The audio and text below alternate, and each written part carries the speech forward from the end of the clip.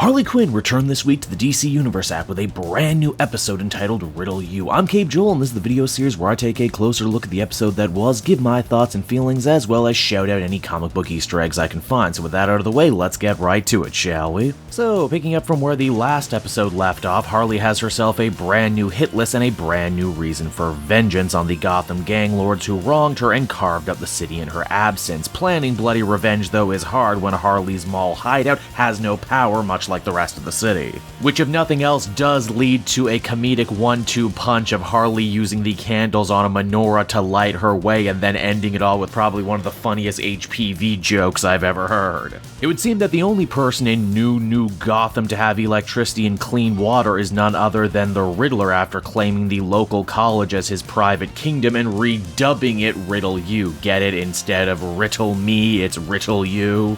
Also, hey, Jim Rash at a college, you don't say. Honestly, I'm surprised we didn't get more direct community references. Harley and Ivy plan to go undercover as students and take the Riddler out and steal his power source for themselves. It's fun to think when Harley and Ivy want to go incognito, all they have to do is apply makeup to themselves to appear more flesh-colored and human. And even though they told him not to, Clayface decides to tag along as well. After all, he loves the idea of Riddle U's drama department, and what's a good undercover op if not the perfect excuse to try out a brand new character? A character that comes complete with a yellow getup that instantly reminded me of Alicia Silverstone in the movie Clueless, and yes, Clayface absolutely gets himself totally lost in this new character, much to the chagrin of Harley and Ivy throughout the episode. Speaking of the crew, and at the other end of the episode we have a minor B-plot involving Dr. Psycho and King Shark trying to steal a water filter for the hideout. You can pretty much tell where this story is going from the jump, but any excuse to have more Ron Funches as King Shark in my life is totally worth it.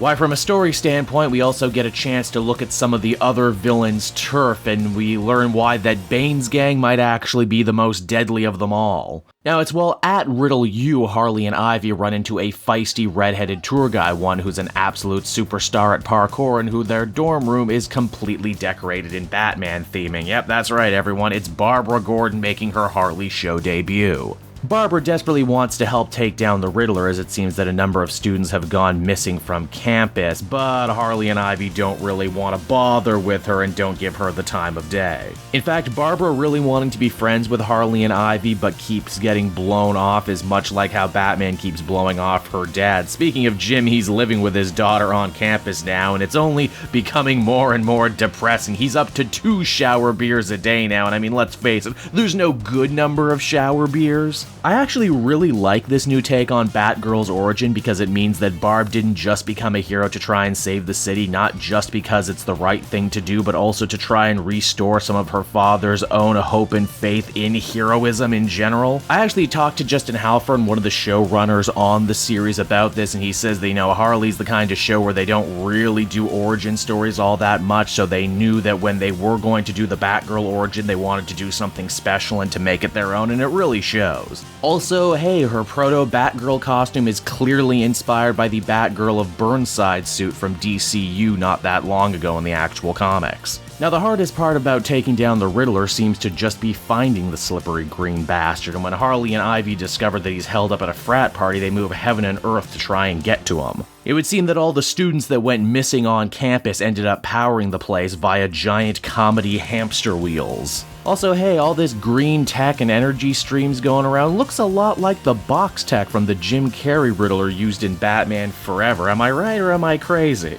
I also kind of like how Riddler is able to get one over on Harley and Ivy because they seem to think of him as such a joke, and I mean, Riddlestick is hilarious, but you laugh at it at your own risk. In the end, it's actually Proto-Batgirl who's forced to save Harley and Ivy, who claim that they'll clean up the mess and take Riddler back to Arkham Asylum, which naturally as the audience we know is a giant lie. Harley might not have gotten all the electricity she wanted, but Nygma running non-stop should be enough to power her hideout and the next stage of her revenge scheme. And so that was Riddle You, and after a premiere that seemed a bit all over the place when it came to setting up the brand new status quo, this episode settled back into more familiar territory for the Harley show. Barbara Gordon gets a very strong debut, and this isn't the last we've seen of her. Jim continues down his own story path, no doubt needing to find rock bottom before he can eventually try and rebuild himself. Harley and Ivy work as well together as a comedic duo as they ever have, in this case trying to navigate all your favorite college movie tropes and settings. All in all, a pretty good episode, I would say.